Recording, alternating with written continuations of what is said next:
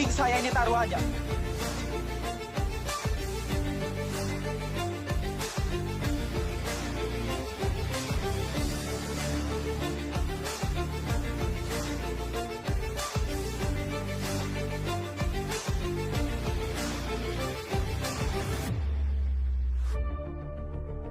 Nah, itu Inang kan. Jadi dalam hal ini kan juga ada juga tuh banyak yang misalnya kalau kayak di daerah ada istilahnya WTP Nang. Wajar tanpa pengecualian. Nah, BPK juga kan ada tapi ini loh, ingat.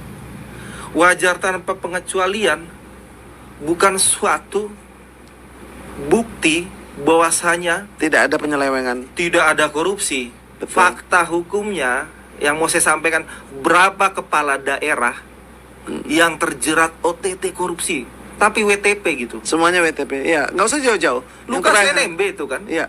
Yang terakhir ini ya BTS juga WTP, ternyata 8,3 triliun uang negara. Triliun. Jadi bukan suatu pembenaran. Nah, ya kemarin ada beberapa BPK tidak bisa dijadikan sebagai pembenar sesuatu yang memang salah ketika ada penyelewengan, karena tidak semua orang di BPK juga bersih. Terakhir itu pada waktu 243 miliar yang dikeluarkan oleh Johnny G. Plate ya untuk para Markus, itu adalah untuk kepada kepala BPK, kepada komisi-komisi di DPR, dan juga kepada penegakan hukum. Jadi uang itu untuk menyetop perkara.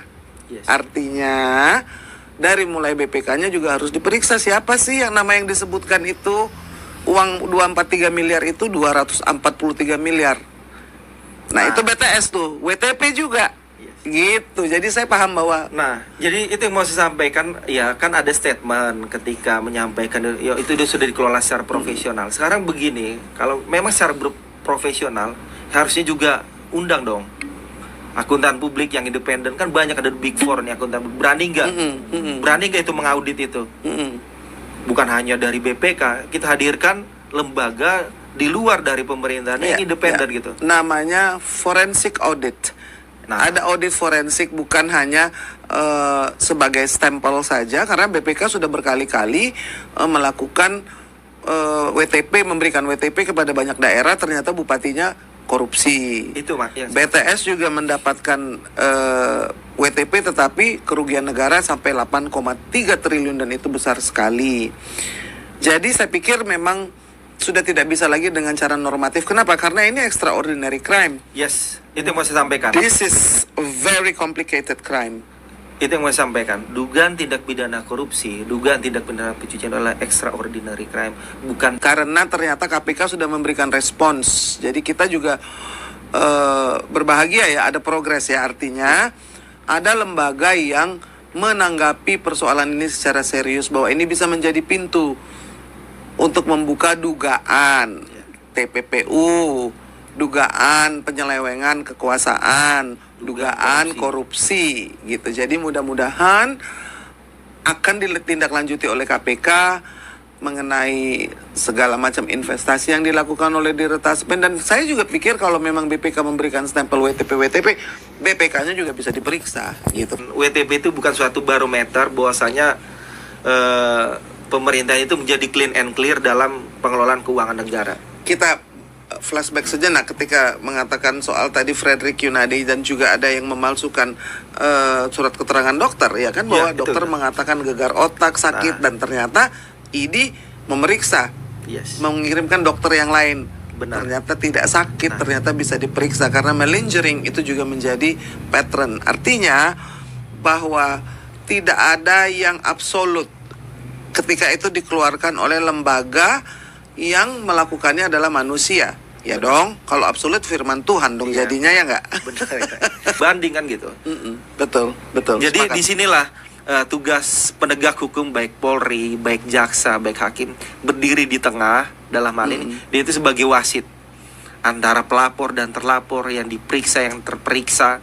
Itulah posisinya. Dan kami sebagai advokatnya itu sebenarnya penyeimbang kan. Sebenarnya kalau penegakan hukum ini sebenarnya berjalan dengan kewajaran, sebenarnya advokat juga nggak perlu Inang kan gitu, ngapain kan gitu, ngapain kita sih terjun gitu, kok sudah ada lembaganya, ada polisinya ya kan, ada jaksanya, ada hakimnya gitu, Kenapa kita mesti turun lagi kan sebenarnya gitu.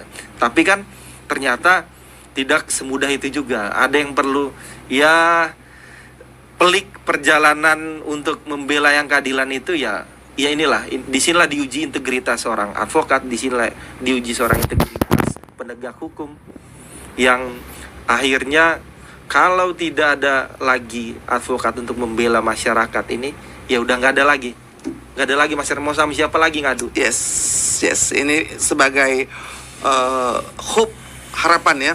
Harapan itu penting karena dalam bernegara ini apa yang membuat orang bisa bangun pagi dengan berseri-seri, lalu berdoa, lalu juga memberikan dukungan, itu ada apa yang dinamakan hope atau harapan yang membuat kita masih tersenyum, membuat kita masih berusaha berjuang.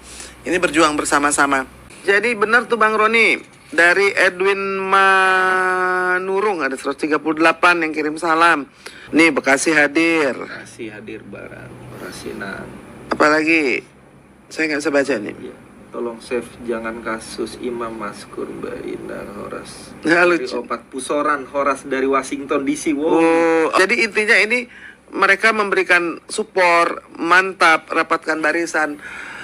Nah, ini juga baik ketika masyarakat kemudian menjadi tidak takut lagi. Memang masih belum sempurna, tetapi kalau kita terus kembalikan kepada undang-undang kita sudah bagus, konstitusi kita sudah bagus, hanya orang-orang yang menegakkannya yang masih belum lurus. Benar. Jadi kan di situ sebenarnya ya. Iya. Yang tadi Benar. Abang bilang di dalam pasal-pasal itu dilindungi kok Benar. hak rakyat itu. Benar. Nah, jangan sampai masyarakat itu jadi apatis atau sakit hati. Dan saya pikir yang dilakukan oleh Abang Roni itu luar biasa. Saya salut dan mudah-mudahan kita bisa memperjuangkan yang adil dan benar.